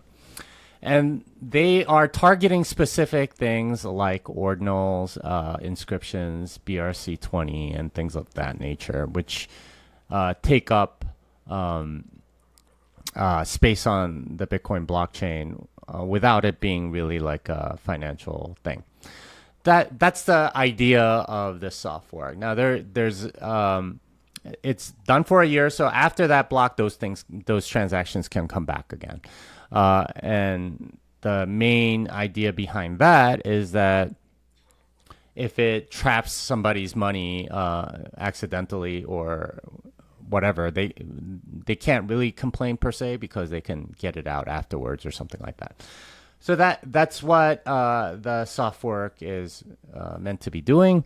And by adding this cost to people, to the spammers, then you are disincentivizing them from doing this. And it's a little bit of a signal. It's a way of saying, okay, spammers, you abuse it in this way, then it's going to get, like knocked off the chain, and we might do this again. The threat, if you do it once, then you have the threat of being able to do it again in the future as a way to prevent it. And that's the main idea, right? It's you just need to have a show of force once to prevent it from in the future. The main concerns around it are it may break lots of other stuff. That it is really using kind of the wrong tool for the job, because you're making it a consensus rule instead of where this whole thing came from, which was the op return thing, which is a policy thing. A policy rule can be enforced on a node by node basis. So, anybody that wants to enforce a particular thing can do it, but you don't have to. The problem with the policy aspect of it is that you need greater than 90% to really prevent it. And that's, something that a lot of people don't like. But yeah, these are the main things around it. I'm more or less neutral on this. I think there are way too many unknowns here, some of it known, some of it unknown, to really support it or not support it. A lot of the spam protocols like ordinals and so on have already got like a pull request ready to get around BIP 10 and so on. So it's like questionable how effective it would be, but then, how much cost are you imposing on these places, because then they need to update all their wallets and so on.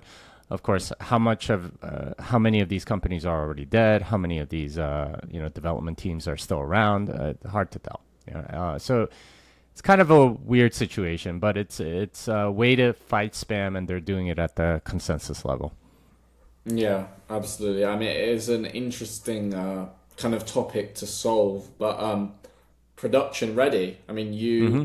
you, Samson Moe, Parker Lewis, John Ratcliffe, a charity building a third Bitcoin client. I mean, most of our listeners are hearing about this properly for the first time right now. So, Hmm. could you give me the pitch like I'm 16? What is it? Who's it for? And when can I run it? Yeah. So right now, a vast majority of nodes on the network use Bitcoin Core, and I think this is kind of the problem. Is that when Bitcoin Core made this policy decision to change the defaults of op return to essentially be unbounded, so you could have a significant amount of data in the op return field and have it relayed to everyone. They did that without really against the will of some people on in the network. And a lot of people were upset about that, so they went over to knots, which had the original 80 byte limit on the op return. Now that's it's nice that people have an alternative, but I don't think two is enough. I think you need more, and you can kind of see this in mining where people start freaking out as soon as one pool gets closer to 50% of the hashing. But we have well over 50 with a single implementation, and very few people seem concerned. I think you need more diversity and in client implementations, and they need to be, or I think it works best when it's clear what they're for. Right now, Bitcoin Core, it's not entirely clear what they're for because they kind of have to be everything to everybody, and that's you've had like the core GUI and wallet that have been sort of like struggling along for a while on its death throes for many years because very few people are maintaining it, but some people might be using it and so on. I think better choices can be made when you have a clearer set of values, clearer processes and so on. One of the problems that we saw with Bitcoin Core is that the processes aren't really clear and they're kind of making stuff up as they go along.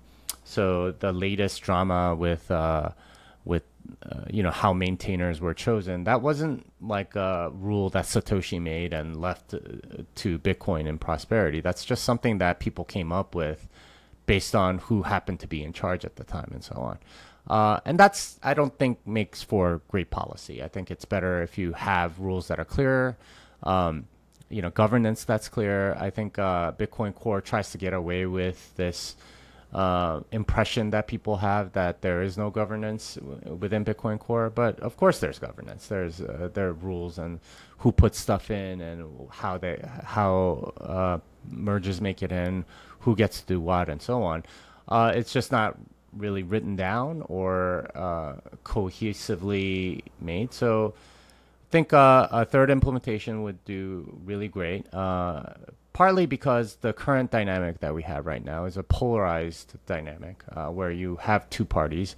And we've seen this in the United States where if you have two parties, then it's much more about being against the other side than for your side, right? It's if you're a Democrat, it's all about not having Trump.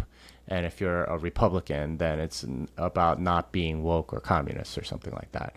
And that's not a great reason to follow a particular policy is to be against one or the other. It should be because you are for something. And unfortunately, in a bipolar world, both sides can kind of abuse the populace by saying, well, we're not this, so your only choice is me, haha. We're looking to be an implementation that's conservative and monetary, and that's going to be our priority, and that's we're looking for funding and developers, and we have paths for both. So if you are interested, please hit me up. Yeah, absolutely, definitely. Yeah, any developers watching, go and message Jimmy. But yeah, I completely agree. I feel like neither neither way is necessarily perfect, and I think a third option really makes it a lot more not only approachable for the average person, but it makes it a lot better. Because especially even more so if you do understand it, you understand that the third way is clearly the best option here, I would say. Yeah, yeah, and that's what we're hoping for. And it's more like a 10 or 20 year project instead of like a 6 month one, which is why we're taking it a little slow. But yeah, that's best time to plant the tree was 30 years ago. Next best time is today. So we're kind of taking that to heart here. Yeah. I mean, yeah, I completely agree. It has to be done. It is very needed. But my concern is what if production ready takes too long to arrive? Hasn't the damage already been done? And by then, are you worried that a lot of people maybe just won't use it? I think there's always going to be room for a third implementation, just from a client diversification standpoint, and I think we're gonna people are always going to be concerned about that, no matter what the politics of the Bitcoin protocol may be on a particular day. So, I mean, while it was at least partly started because of this current BIP 110 stuff, we think that it'll always be valuable, and that if we do things right, then we can inspire more of them, and we can have 5, 6, 7 different implementations that have different focuses, and it be much more closer to the spirit of consensus and decentralization than what we currently have in the choices that we have for node calling software clients. Yeah, absolutely, absolutely.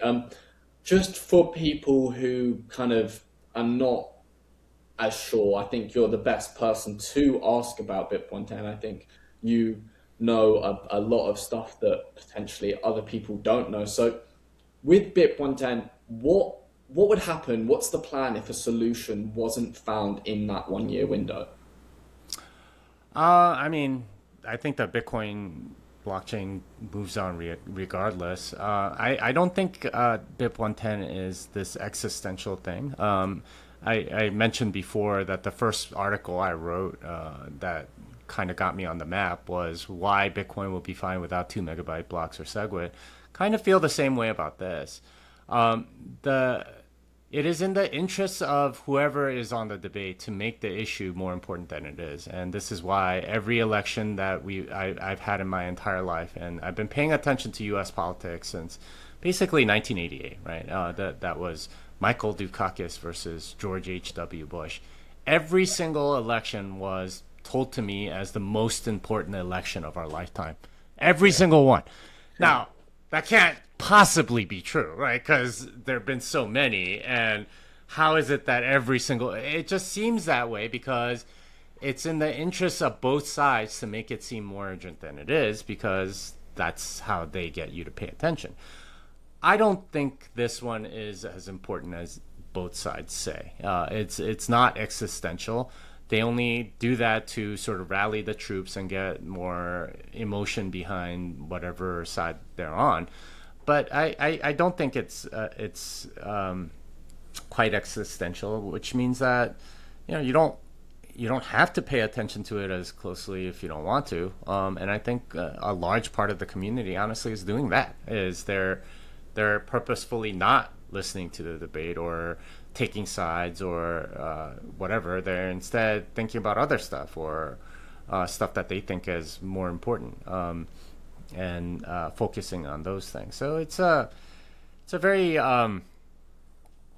this is one of those fiat things where you get way more of a particular perspective, even though they're supposedly opposing each other. Like, we're all being told this is super important. I don't know if it is. I don't think it is. And if it goes through, it doesn't go through. If it does what it's supposed to, if it doesn't do what it's supposed to, I don't think it matters quite as much as people think, and that Bitcoin will be fine. It's pretty resilient.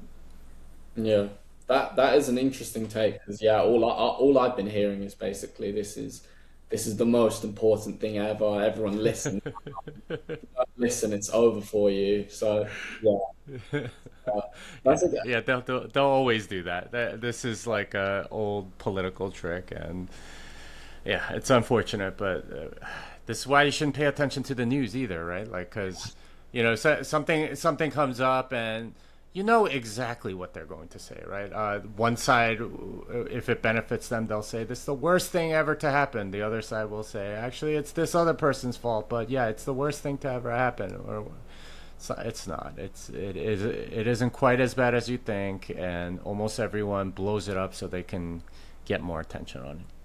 yeah, of course. I mean that's what everyone does online. It's all about views and likes and whatever. It's been that way before social media, though. It was that way. Yeah, It's been that way for a long time. yeah, yeah.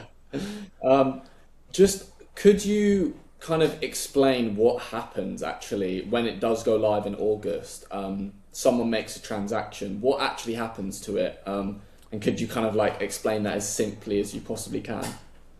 Yeah, good question. So in August, you're going to have some nodes that are enforcing BIP 110, other nodes that are not.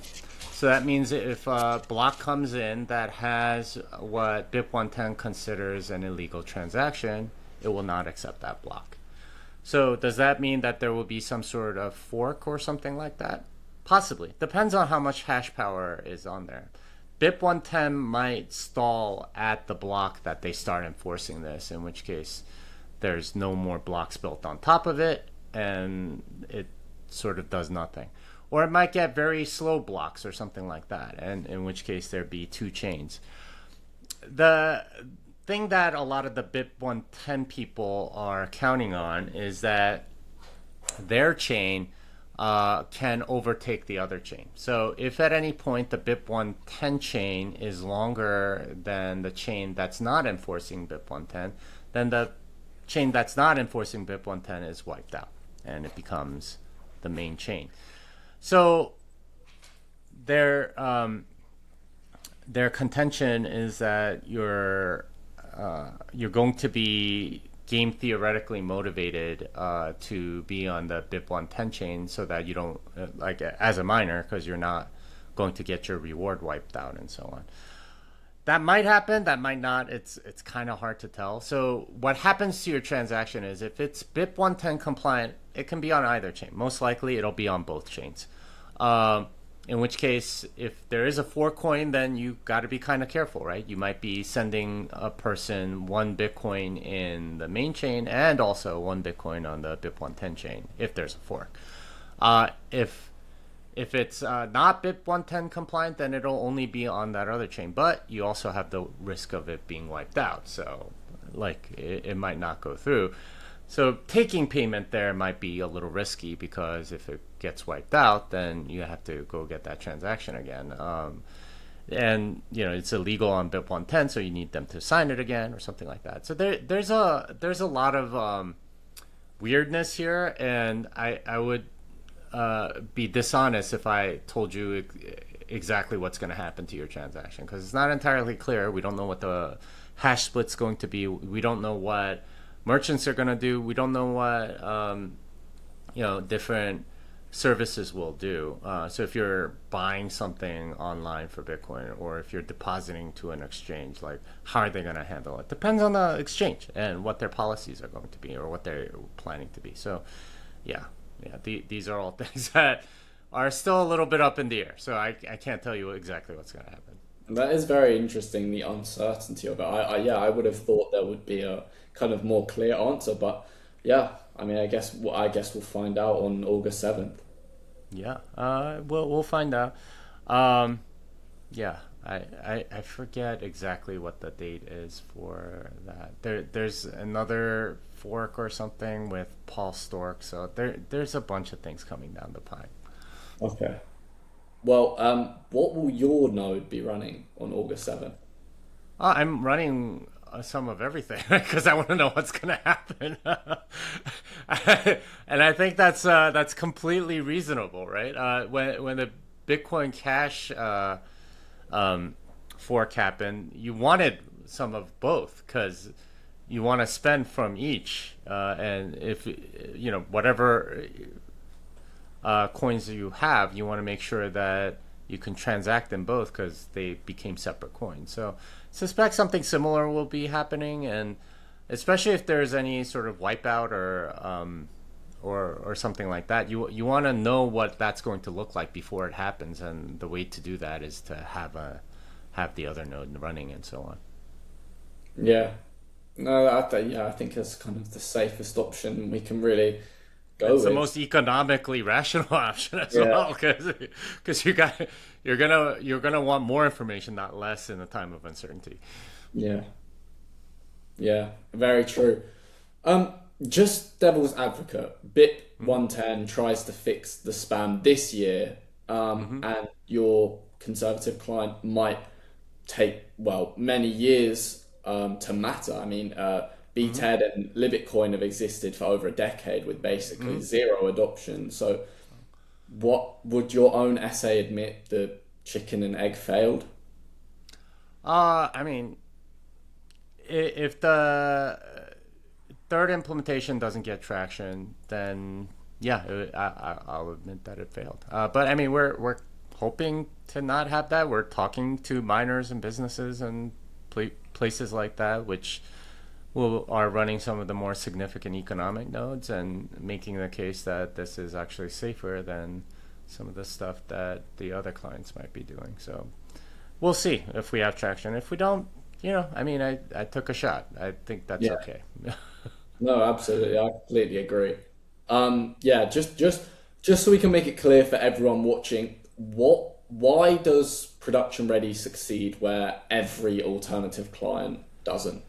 Yeah, so almost every alternative client has, other than Knots, which I think has had some success, has differentiated on coding language rather than the stuff that I think actually matters, which is process, governance, and things of that nature, and not the coding language itself. So we're going to be very similar to core and code, although it's going to diverge from that point. So you get all of the hardening of Bitcoin Core without necessarily some of the governance and process risks, which I think are the bigger things. So that would be the differentiator. Again, we no guarantees here, but that's we think there's good reason to believe that this will work. Yeah, absolutely. I think it's better to take a chance on something that could be kind of a really good solution rather than going with something that's certainly bad, basically. Hmm. Yeah. Yeah. Well, Sampson says that the conservative path can eventually lead to ossification. Bitcoin's rules frozen forever. Is that your destination too? Should Bitcoin eventually just stop changing? Well, I think code fixes and attack surface reduction and things like bug fixes, things like that are fine. And in that way, I think Bitcoin is destined to change along those lines for a long time. Because you'll have better say we get like an internet 2 that's like 100 times faster. Would we not want to like have Bitcoin work on that? Yeah. Obviously. So like there are gonna be little things like that where it's not like consensus part, but you know at least putting in support for stuff like that would be very beneficial to everybody.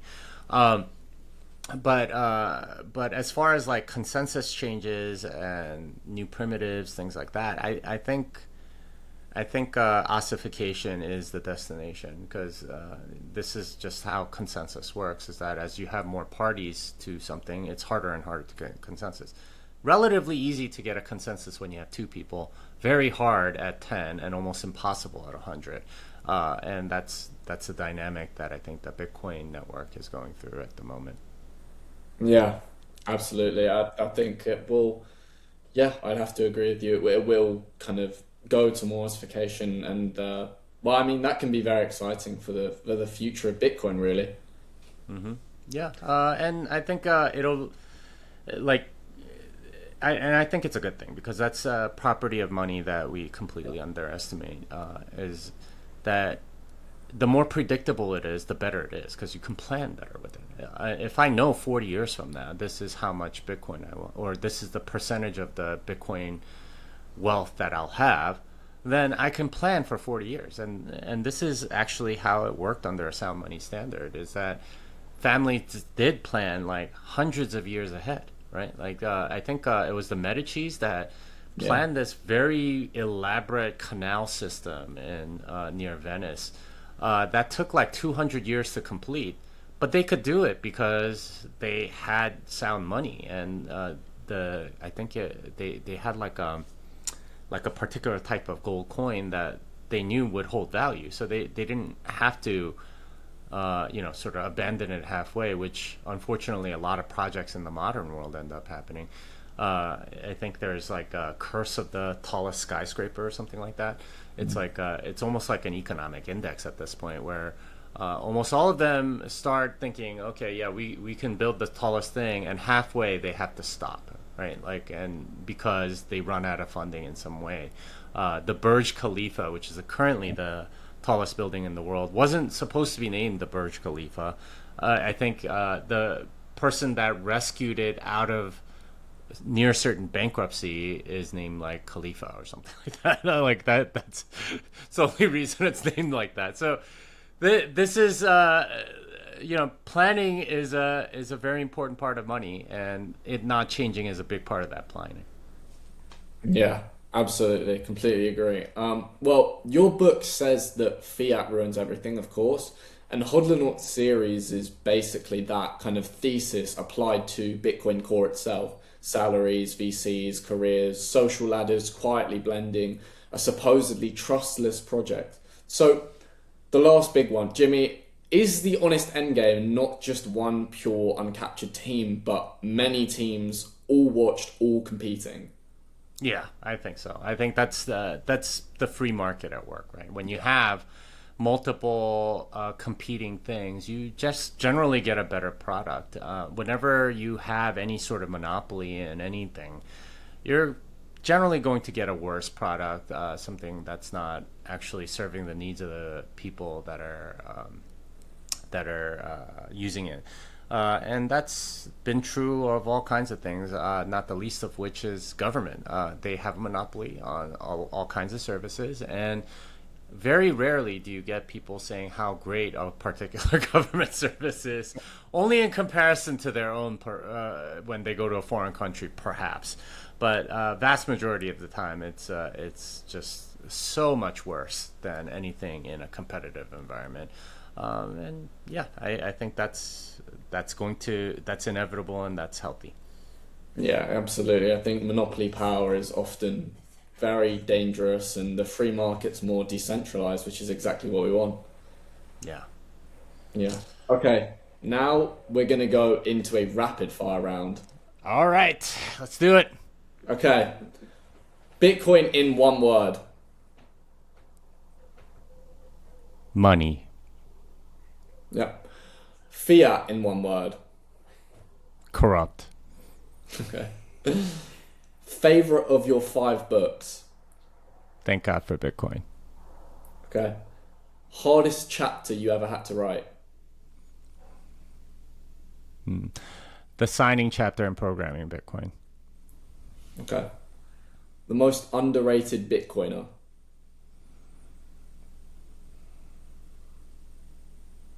Underrated.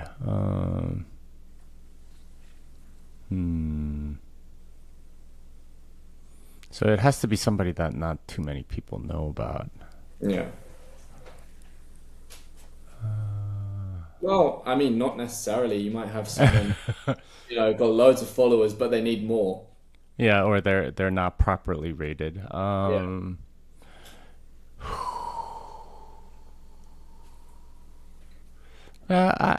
I mean, it's a friend of mine, but yeah, I'll just say Giacomo. I always appreciate what he Yeah. says. Yeah. Yeah, I love Giacomo.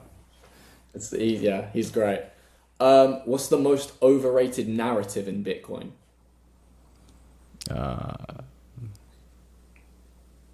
That it's a technology, not a money. Yeah. Okay, what if you could orange pill one celebrity overnight, who would it be? Ron Paul. Okay. How many cowboy hats do you actually own? 8. Okay, that was quick. Texas barbecue or Korean barbecue? No, Texas. No doubt. Not even a question. Although there's Korean-inspired Texas barbecue here in Austin Oh called wow. Interstellar. Yeah. Yeah. Finish this sentence. Fiat ruins. Everything, obviously. Okay, finish this sentence. Bitcoin fixes. Everything. Yeah. Correct. Two answers. Okay, Jimmy, this is the famous question. This is not quickfire. We ask every single guest this. I mean, it's the thing I told you about before. So, could you tell us one piece of information about yourself, about Bitcoin, about your books, about anything that is unknown to your listeners? That is unknown. Or little known, maybe. I had my appendix taken out in 2013. It's the sort of thing that isn't really, yeah. Yeah, we'll take that. We'll take that. That's a good answer. Okay, Jimmy, before I let you go, where do people find you? The books, the seminar, the podcast, the newsletter, drop all the links basically. Yeah, jimmysong.org will take you to almost everything, but you can follow me on Twitter, Jimmy Song, Substack, jimmysong.substack.com, and you can look up Jimmy Song on YouTube for my channel and so on. Awesome. Perfect. Yeah. All of those links, of course, going in the description. Orange Pill Order. If you take one thing away, the books go from beginner to builder. So start with the Little Bitcoin book. It's short, it's readable. Give it to your mates. And if you code, programming Bitcoin will change how you see all of this. Jimmy, second thing before you go, we have kind of 2 questions that I'll ask you after this, if you're up for that. Similar thing to in Prague. Okay. Okay, perfect. Jimmy Song, everyone, the man who taught half of Bitcoin's developers, wrote 5 books, called out the fakes before it was safe to, and he's still 15 years in, fighting to keep Bitcoin exactly what it promised to be. Massive respect. Jimmy, thank you for giving us all your time. Sure. Let's. It's been fun. Okay, guys, that is a wrap on episode 12 of the Orange Pill Order. If this hit, smash like, smash subscribe, and share it with someone who needs it. I mean, that is how we orange pill the world, one person at a time. And drop a comment. What does fiat ruin in your life? Best answer gets pinned, and obviously, I read all of them. Follow us on X at Orange Pill Order. Hit the website at orangepillorder.com and check out the Bitcoin school while you're there. It's completely free, level 1 to 4, from what is money all the way up to running your own Lightning node. And of course, subscribe on YouTube so you never miss an episode. Long form here, and the 2 questions with clips coming out alongside. Remember, Orange Pill Order isn't just a podcast, it is a movement. Stack sats, stack knowledge, stack freedom. Stay based and keep hodling. See you on the next one.